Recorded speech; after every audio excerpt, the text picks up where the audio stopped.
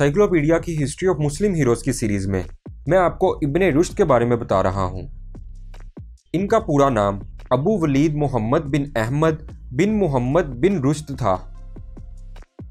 Spain के शहर कुर्तबा में 1128 में पैदा हुए। याद रहे कि इस ज़माने में स्पेन पर मुसलमानों की हुकूमत थी। आप नहायत मुहज़्ज़ब और पढ़े लिखे ख़ानदान से ताल्लुक़ रखते थे।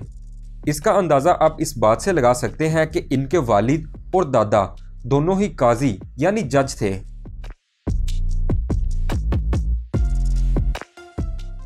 इब्ने रुश्द ने कुर्तबा ही में तलीम हासिल की। सामिनो हजरात, आपने तिब के मैदान में नुमाया काम किया। इन्होंने तिब पर अपनी मशहूर किताब कुलियात फिल तिब 1162 से पहले लिखी और इसमें अद्वियात के ख्वास, बीमारियों की तशखीस, बचाव और इलाज का जिक्र किया। इनकी इस किताब का लतीनी ज़बान में तर्जुमा भी किया गया।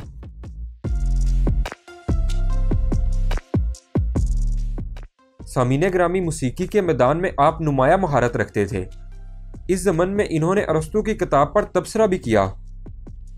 एक अंदाजे के मुताबिक इनकी तसनीफ 20,000 सिफात पर मुश्तमिल थी। लातीनी ज़बान के अलावा इनकी बेशतर किताबों का अबरानी, जर्मन और अंग्रेज़ी ज़बानों में तर्जुमा किया गया। इस तरह 12वीं सदी ईस्वी से 16वीं सदी ईस्वी तक इनकी किताबें यूरोप के बेशतर ममालिक में पढ़ाई जाती रहीं। दोस्तों, दुनिया इस्लाम के इस नामवर फर्जंद की वफ़ात 1198 ईस्वी में दमिश्क में हुई। ये थी इब्ने रुश्द के बारे में डॉक्यूमेंट्री फिल्म। अगर आप अबू मरवान के बारे में जानना चाहते हैं तो यहाँ क्लिक करें।